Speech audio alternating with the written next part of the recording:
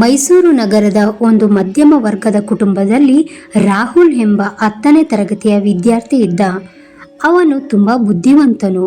ಆದರೆ ಇತ್ತೀಚೆಗೆ ಒಂದು ಹೊಸ ಅಭ್ಯಾಸ ಬೆಳೆದಿತ್ತು. ಯಾವ ಪ್ರಶ್ನೆ ಇದ್ದರೂ ಅವನು ತಕ್ಷಣ AI ಸಹಾಯವನ್ನು ಕೇಳುತ್ತಿದ್ದ.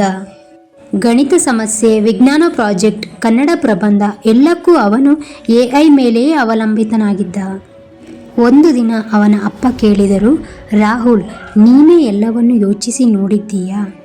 ಅದಕ್ಕೆ ರಾಹುಲ್ ನಗುತ್ತಾ ಹೇಳುತ್ತಾನೆ, ಅಪ್ಪ, AI ಇದೆ ಅಲ್ವಾ, ಅದೇ ಎಲ್ಲದಕ್ಕೂ ಉತ್ತರ ಕೊಡುತ್ತದೆ ಎಂದು ಹೇಳಿದ. ಒಂದು ದಿನ ಶಾಲೆಯಲ್ಲಿ ಮುಖ್ಯ ಪರೀಕ್ಷೆ ನಡೆಯಿತು. ಪ್ರಶ್ನೆ ಪತ್ರಿಕೆಯಲ್ಲಿ ಕಠಿಣ ಪ್ರಶ್ನೆಗಳು ಬಂದವು. ರಾಹುಲ್ ಆತ್ಮವಿಶ್ವಾಸದಿಂದ ಕುಳಿತ. ಆದರೆ ಒಂದು ದೊಡ್ಡ ಸಮಸ್ಯೆ ಎದುರಾಯಿತು.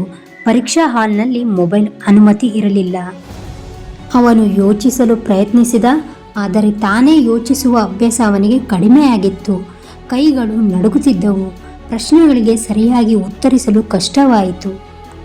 ಪರೀಕ್ಷೆ ಮುಗಿದ ನಂತರ ಅವನು ದುಃಖದಿಂದ ಮನೆಗೆ ಬಂದ. ಅವನ ಅಮ್ಮನಿಗೆ ಹೇಳಿದ, ಅಮ್ಮ, ನಾನು ಪರೀಕ್ಷೆ ಚೆನ್ನಾಗಿ ಬರೆಯಲಿಲ್ಲ.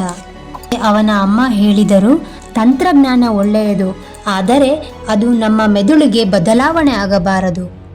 ಆ ಮಾತು ರಾಹುಲ್ ಮನಸ್ಸಿಗೆ ತಟ್ಟಿತು. ಆ ದಿನದಿಂದ ಅವನು ಒಂದು ಹೊಸ ನಿಯಮವನ್ನು ಅನುಸರಿಸಿದ. ಅದೇನೆಂದರೆ, ಮೊದಲು ತಾನು ಯೋಚಿಸಿ ನಂತರ ಅರ್ಥವಾಗದೇ ಇದ್ದರೆ AI ಸಹಾಯ ಕೇಳುವುದು ಎಂದು. ಕೆಲವೇ ತಿಂಗಳುಗಳಲ್ಲಿ ಅವನಲ್ಲಿ ಆತ್ಮವಿಶ್ವಾಸ ಹೆಚ್ಚಾಯಿತು. ಮುಂದಿನ ಪರೀಕ್ಷೆಯಲ್ಲಿ ಅವನು ಉತ್ತಮ ಅಂಕವನ್ನು ಗಳಿಸಿದ. ಈ ಬಾರಿ ಆತನ ಮುಖದಲ್ಲಿ ಹೆಮ್ಮೆಯ ನಗು ಇತ್ತು. ಅವನು ತನ್ನ ಸ್ನೇಹಿತರಿಗೆ ಹೇಳಿದ, AI ನಮ್ಮ ಗೆಳೆಯ, ಆದರೆ ನಮ್ಮ ಶಕ್ತಿ ನಮ್ಮೊಳಗೆ ಇದೆ. ಈ ಕಥೆಯ ನೀತಿ, ತಂತ್ರಜ್ಞಾನ ಸಹಾಯಕ ಮಾತ್ರ, ಜ್ಞಾನ ಮತ್ತು ಯೋಚನೆ ನಮ್ಮದೇ ಶಕ್ತಿ.